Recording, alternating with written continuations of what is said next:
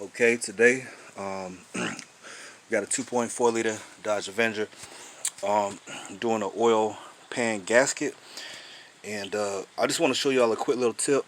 So they say you got to remove the AC compressor, the belt, and all that to get the AC bracket out, but apparently that's not true. So here's your AC bracket. You can see it's only held in by 4 bolts.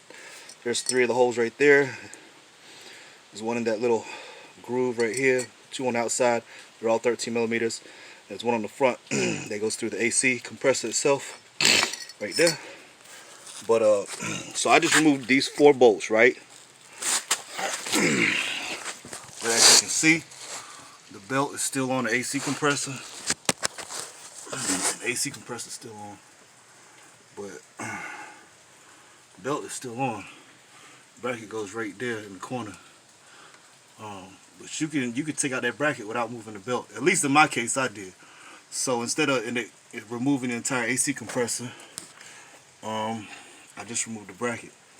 And then you just got you got 2 more 13 millimeter bolts right there, and the rest are 10s. And you just want to clean up all that RTV on there, and clean up all the RTV right here. And then you just want to put a very thin coat down, and then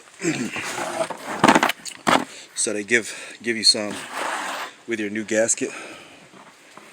So just put a real thin coat, very thin. And apparently on this one, it looks like they put it on both sides. But definitely just put a little bit on the bottom, just a very thin coat, maybe not on the top. Reinstall and add oil. Make sure you drain the oil also. I changed the oil in the filter on this one, and just reinstall. You should be good to go. Thank you for watching. Don't forget to subscribe. Peace.